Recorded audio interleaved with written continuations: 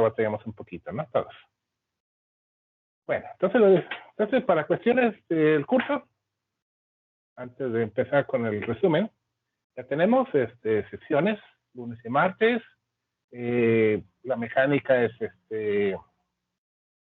yo les recomiendo que lean la lectura de Atkins. Es buena práctica estudiar, sobre todo estudiar para los estudiantes, funciona. Y veremos, les voy a dar la presentación, los aspectos que considero más relevantes al tema, y bueno, ya se les dará tiempo suficiente tiempo para que trabajen las evidencias. Este semestre va a estar muy enfocado a la ejecución de problemas. Entonces, típicamente, la gran mayoría de las evidencias van a ser tal tema, 3 problemas. Entonces, eso que vamos a tener 3 personas por equipo, ahí van de la mano, y tú sabes cómo se lo reparten, si cada quien hace un problema, que sería lo más propio, o bueno, ya es cuestión de ustedes. Pero bueno, la gran mayoría de las evidencias van a ser 3 problemas, no problemas fáciles, claro, obvio decirlo, pero les va a ayudar para eficientizar su tiempo y, bueno, su conocimiento, porque al final de cuentas los comparten y ya más o menos tienen una idea de cómo hacerlo. En clase veremos, además de la teoría, veremos una buena cantidad de problemas, y muchos de los problemas van a ser muy similares, o sea, son sacados del mismo Atkins los problemas, la gran mayoría, no todos, pero la gran mayoría, 80% diría son mismos del Atkins, solamente que pues vemos de un tipo y ustedes ven algo similar. Y bueno, sin más, vamos a ver, este es el curso, ¿no? Vamos a ver qué es lo que necesitamos recordar y saber de la termodinámica, sobre todo basada en las leyes, las 4 leyes de la termodinámica, 3, otros dicen 4, la ley 0, la ley 0 se inventó al final, pero no, se inventó al final, que se había llamado termodinámica 4, ley 4, pero como es muy fundamental, muy básica, pues se le llama la ley 0, y así es como se le conoce, ¿no? En realidad, bueno, pues fue muy cognitiva, sobre todo la ley 0. Entonces, ¿qué debemos de recordar de temas? Bueno, ¿qué se ve en termo 1? Vemos gases, vemos la teoría cinética molecular, vemos gases reales, así como que las propiedades de los gases. Y luego ya entramos a la termodinámica, vemos la primera ley, la segunda ley, vemos procesos termodinámicos, vemos máquinas térmicas, y terminamos el semestre, y también vemos termoquímica, para calcular las propiedades en un proceso químico, podemos calcular, y terminamos con indicios de Gibbs. Entonces, como les he comentado, Gibbs es la propiedad, así como el semestre pasado que era energía interna, de trabajo, calor, para todos lados. Aquí en termodinámica 2, en la energía libre, Gibbs es el rey o la reina, el rey, vamos a decirle, del conocimiento que vamos a estar, porque es la energía química. Por lo tanto, los químicos nos interesa la energía de Gibbs, conocerla al revés y al derecho. Bien.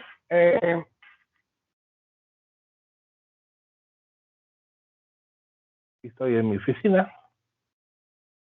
¿Qué tenemos? De conocimiento de los gases, pues esta ecuación ya sabemos que es fundamental. Es una correlación entre la energía, digamos, mecánica y la energía térmica que puede afectar en un sistema gaseoso. Esta ecuación, que veremos ahorita más adelante un poquito de dónde viene, que nos correlaciona energía mecánica, el factor de presión por volumen, que equipara o es proporcional a la temperatura. De más temperatura, pues va a haber mayor presión, o va a haber volumen, o ambos. A la cantidad de materia, incrementamos la cantidad de materia, pues vamos a incrementar la presión del sistema, vamos a aumentar el volumen, y todo esto, su constante de correlación o de de esta ecuación, pues es la que se conoce como la ecuación, la constante de los gases, la R. Entonces, muchos de los problemas, y de hecho los problemas dentro del problema que se dificultan, insisto mucho en ello, en el manejo de unidades. ¿Bien?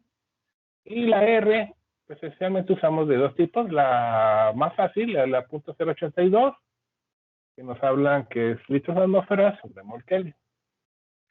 ¿Okay? Entonces, aunque no lo parezca, hay que recordar que la combinación de unidades litro multiplicado por la atmósfera es una unidad energética. Es energía. ¿Qué energía? Pues energía mecánica. Energía de presiones y de volumen. Entonces, cuando vemos a 1000 litros de atmósfera, es una unidad de energía. Y muchos de los problemas de los gases nos gusta trabajarlo en la atmósfera porque es más fácil asociarlo con el día a día, porque ¿qué presión tenemos? Pues tenemos una atmósfera, bueno, casi una atmósfera aquí en Monterrey, un poco menos de una atmósfera porque estamos a 500 metros de altura del mar. Si estuviéramos más altos, si estuviéramos en Bolivia, pues si estuviéramos más altos, estaríamos hablando de 0.8 atmósferas, una cosa así, mucho menor por la altura. Pero bueno, aquí pues es cercano a 1, ¿no? Entonces esos valores enteros son fáciles de recordar. Si quisiéramos trabajar con las propiedades propias del sistema internacional, pues serían pascales. Es un número más difícil de recordar porque una atmósfera pues, es 100.325 pascales. Un numerito ahí medio raro y grande y lastoso. ¿Ok? Entonces, dependiendo de cómo se trabaja esta ecuación, bueno, pues tenemos varias R's. Una es la .082 y la otra típica es la 8.3 joules sobre mol Kelvin. Antes el mol Kelvin no cambia, lo que cambia es la parte de arriba, ya sea si sea atmósfera, litros, etcétera, ¿no? Y pues bueno, está aquí una correlación de energía mecánica en un gas con la energía térmica que puede tener un gas. Y es la ecuación universal de los gases. Aunque esta ecuación universal de los gases realmente no fue la primera en proponerse o descubrirse, porque es digamos, una ecuación muy compleja en relación a las primeras ecuaciones o leyes por ahí experimentales que se encontraron, la clásica ley de Boyle, que nos habla de una correlación inversamente proporcional entre presión y volumen, más volumen, menos presión, menos volumen, más presión. Esa es la ley de Boyle. La ley de Charles, que nos habla, bueno, pues una correlación directa entre la temperatura y volumen. Si yo caliento algo, pues ese algo se expande. Si lo enfriamos, pues ese algo se comprime. Así son, digamos, leyes lógicas hasta cierto punto, ahorita, pero hace 150 años, pues esas leyes se tuvieron que proponer y demostrar en el laboratorio. Y también tenemos la otra, la ley de Gay-Lussac, que nos habla, bueno, si el volumen es constante, pues igual de igual modo tenemos una correlación directa entre presión y temperatura. Calentamos algo y manteniendo el volumen constante, pues empieza a incrementar la presión, ya sabemos. Y lo enfriamos, bueno, pues lo inverso, se disminuye la presión. Y bien, estas tres leyes, esas tres ecuaciones, las podemos tener, aquí las tenemos marcadas de manera individual. Si las combinamos algebraicamente, pues me da esta combinación, PB sobre T es igual a PB sobre T. Que si esto lo manejamos algebraicamente, pues llegaremos a la misma ecuación, PB es proporcional a la temperatura, cuya constante de proporcionalidad pues es la R. Y bueno, ya la ecuación cinética de los gases nos dice que bueno, pues, también hay que preocuparnos de la cantidad de materia. Entonces, digamos que pues son las ecuaciones ya vistas. Hoy estamos viendo como que un resumen. ¿Qué otros temas de gases se ven? Bueno, se ve un concepto importante para nuestro curso, que es el concepto para el curso presente, el concepto de presión parcial. La presión parcial es la presión, recordar, es la presión que un individual, como considerar la presión individual de un gas en una mezcla. Vamos a tener una mezcla, entonces se podemos considerar que cada gas contribuye con su poquito de presión. ¿Por qué lo podemos separar en combinaciones individuales? Bueno, recuerda que, y vamos a ver un poquito de eso, la teoría cinética de los gases nos dice que los gases están las moléculas de los gases están muy separadas. Al estar muy separadas, pues bueno, no hay tanta interacción un gas con respecto al otro. Por lo tanto, podemos, digamos, que separar ese tipo de propiedades de presiones parciales y eventualmente poder estudiar por separado. Entonces, ese es el concepto de presión parcial. Si tenemos una mezcla de gases y tenemos una presión total, porque es lo que realmente ponemos en el manómetro, no vemos, el manómetro no me va a decir la presión parcial de tal gas o la presión parcial de otro gas, no lo va a hacer, no se puede. Pero sí pues, tenemos la presión total. Por ejemplo, en el aire sabemos que tenemos una atmósfera de presión, el aire. Composicionalmente, tenemos que casi el 80%, vamos a decir el 79% del aire es nitrógeno y el 20%, un poquito menos, es oxígeno. Y el 1% está entre xenón y un montón de componentes ya menores cantidades.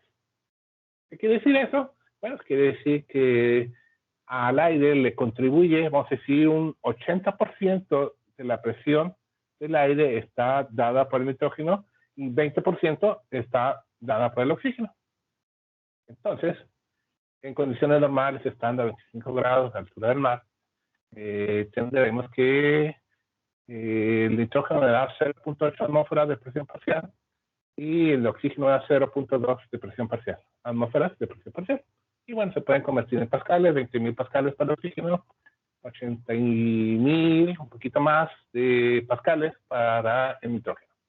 Entonces eso es presión parcial. Y eso lo vamos a ver en este curso ampliamente porque vamos a ver el concepto, de presión de vapor.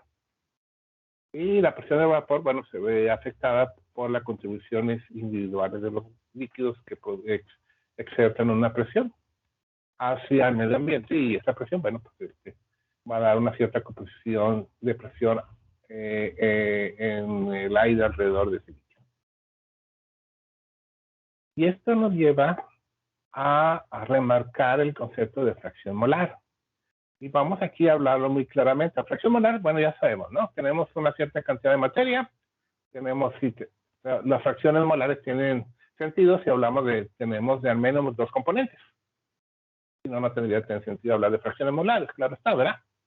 Entonces, de este momento vamos a marcarlo. En este curso vamos a ver propiedades de líquidos, gases y sólidos, eventualmente.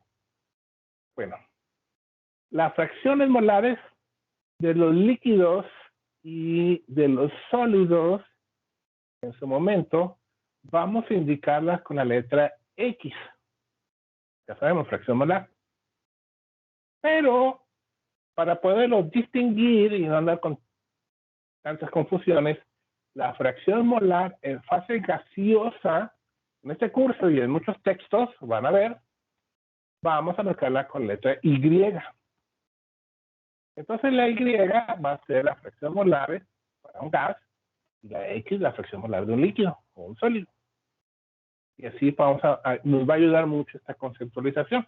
¿Por qué? Porque podemos tener, vamos a decir, un sistema cerrado, tenemos una mezcla de agua y etanol, alcohol el 40% y agua el 60%, vamos a decir. Entonces, sabemos que el alcohol es volátil y el agua pues también, menos, pero es volátil. Entonces, ¿qué sucede? Que arriba del líquido de la mezcla vamos a tener gas que se está exertando hacia afuera. Entonces, si lo tenemos cerrado, pues vamos a tener una cierta cantidad de alcohol y cierta cantidad de agua en el estado gaseoso.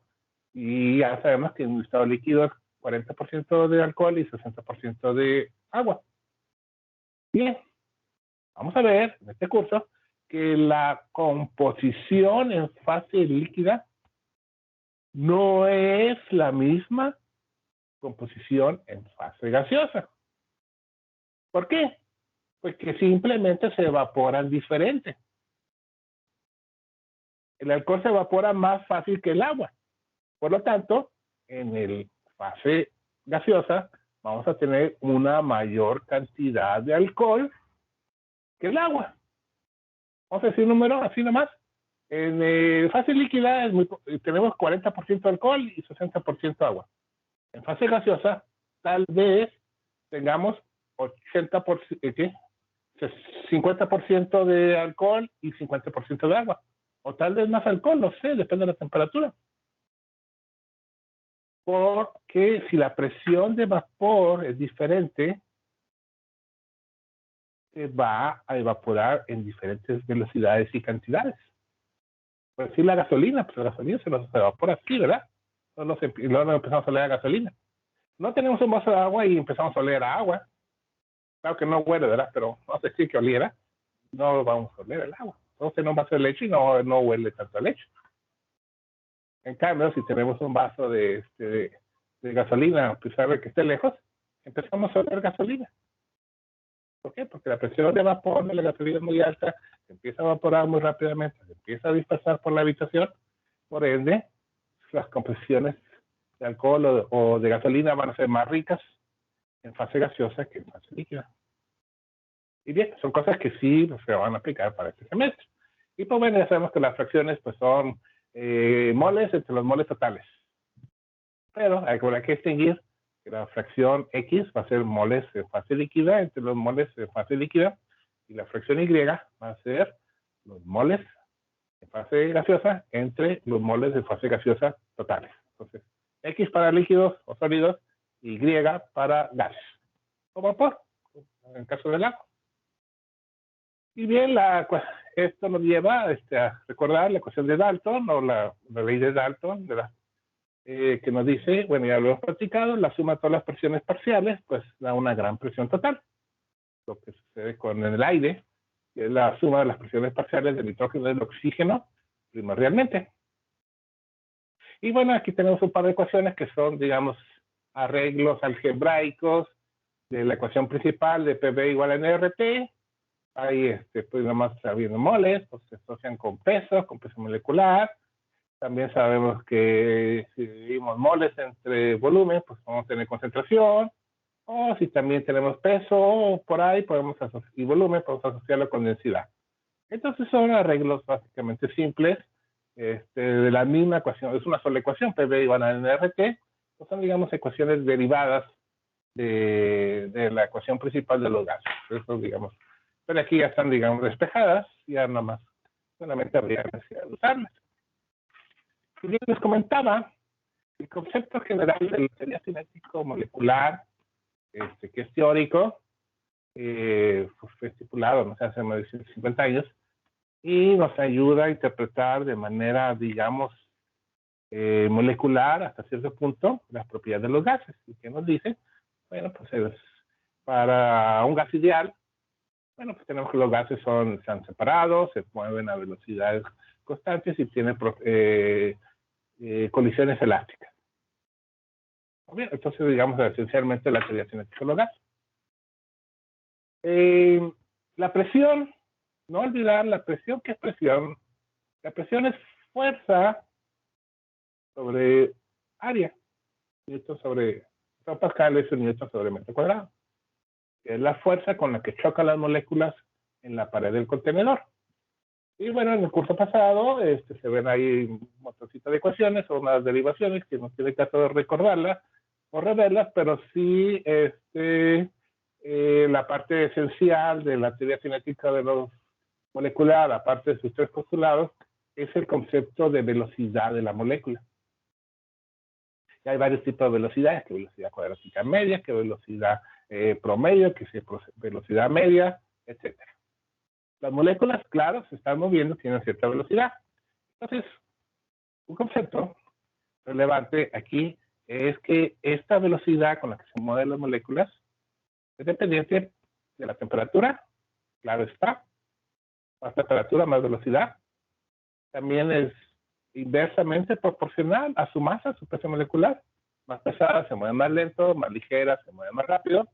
Y también que a estos niveles de tamaño se postula y se demuestra experimentalmente que existe una distribución de velocidades. no es, todas las moléculas no van a las mismas velocidades en el mismo tiempo. Una molécula va más rápido y una molécula va más lento. Y eso, bueno, es otra más cosas que nos distribuye una distribución. Y esto ha sido estudiado ya hace más de 120 años por Maxwell y por Boltzmann, y bueno, pues ellos postulan unas ecuaciones que nos hablan de la distribución, cinético cuántico, etcétera, muy complicadas, pero aquí esencialmente lo que está aquí marcado en cuadradito, a mano derecha hacia abajo, nos dice que la velocidad cuadrática media pues, es igual a la raíz cuadrada de 3RT entre M, que digamos que es la ecuación principal. Hay que recordar que nos dice mayor temperatura, mayor velocidad, pues menor velocidad, lo cual, bueno, pues que tiene esencialmente una lógica, ¿no? Detrás de esto. Y bueno, ahí en el Atkins del semestre pasado se ven ahí las ecuaciones que demuestran, digamos de una manera teórica, la ecuación de PV igual a NRT, que no es otra cosa, de nuevo, la equilibración entre la energía mecánica del golpeteo de las moléculas, aplican una presión sobre un área, y si están encerradas en un volumen, pues tenemos energía mecánica con la energía cinética del movimiento. Sabemos que la energía cinética es medio de la velocidad cuadrada, y esta se puede correlacionar con la temperatura utilizando las correlaciones como la distribución de Maxwell. Entonces, bueno, pues no tiene que entrar mucho en detalles, y es algo material visto.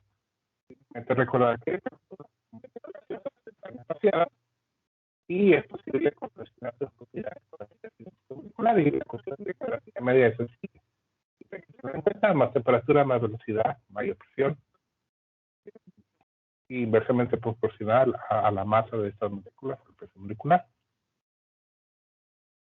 Y bien, y bueno, aquí está el cuadradito de las propiedades de los gases. También si estudiamos el semestre pasado el concepto de gas ideal, lo cual lo da la teoría cinético-molecular, el cual nos dice, bueno, pues estas moléculas que están moviendo, constante movimiento, choques elásticos, pero no es dos cosas que no nos dice la teoría cinético-molecular, es que las moléculas tienen volumen, realmente tienen una cantidad de volumen en el espacio, y también tenemos ciertas interacciones entre las moléculas.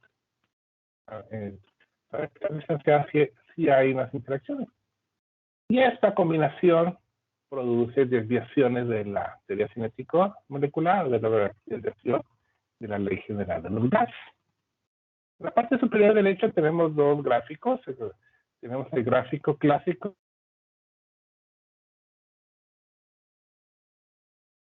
en una forma asintótica. ¿Ok? Cuando se ve el curso en la parte de gases reales, pues se estudia el ejemplo clásico del dióxido de carbono, el cual, si lo estudiamos a través de la ecuación de Baader-Barr, están correlacionadas la ecuación de Baader-Barr con este concepto, del gráfico a la derecha de un gas real. Entonces, a temperaturas bajas o altas presiones, como que ya si bajamos la temperatura, se baja la velocidad, bajamos la velocidad de las moléculas, como que ya se pueden encontrar, y ya las interacciones atractivas, repulsivas que pudieran tener, pues ya empiezan a tener importancia. Lo mismo si aumentamos la presión, las moléculas van a estar más cerca una respecto a la otra, por lo tanto las interacciones, el volumen de las moléculas per se, empieza a adquirir relevancia. Eso implica que a bajas presiones, perdón, a altas presiones, a bajas temperaturas, empezamos a vislumbrar las desviaciones de la idealidad. Y uno se diría, qué feo, se desvía mi clase tan bonita que había estudiado. Resulta que si no fueran los gases reales, no existirían los líquidos y mucho menos los sólidos. Afortunadamente sí existe, si no todos seríamos unas nubecitas que andaríamos ahí flotando, ¿no? Y, soy un gas. No, somos entes sólidos y, bueno, mucho líquido, algo de sólido, que por aquí andamos. Aunque claro, ustedes están viendo la internet, que ya me está poniendo a pensar que sí, que somos, ¿no? las pantallas. Bueno, aquí está la ecuación de Van der Waals, que nos habla de las componentes. La constante B nos habla del volumen real que tiene las moléculas, por lo tanto desvía se desvía de la realidad, y también el componente A nos habla de las atracciones o repulsiones que pueden tener las moléculas y lo que produce desviaciones de la presión. Y las otras cosas, la más conocida, no es la única, pero la más conocida de las ecuaciones de gases reales, la cual pues, realmente así se comporta. La posibilidad que los gases se puedan condensar por atracción de las moléculas. Si no tuvieran atracciones por el efecto de bajas temperaturas, las moléculas no tendrían las fuerzas necesarias para poder ser atrapadas, condensadas en el estado líquido y pues mucho menos en entes estructurales, lo que es el estado sólido. Entonces, bueno, afortunadamente esto sí es real y pues, bueno, la ecuación de Boyle se quiebra y se convierte en la ecuación de Van der Waals. Y también ya clases pasadas, pues vemos que pues, hay muchas otras ecuaciones y pues nos vamos a quedar realmente con la ecuación de Van der Waals.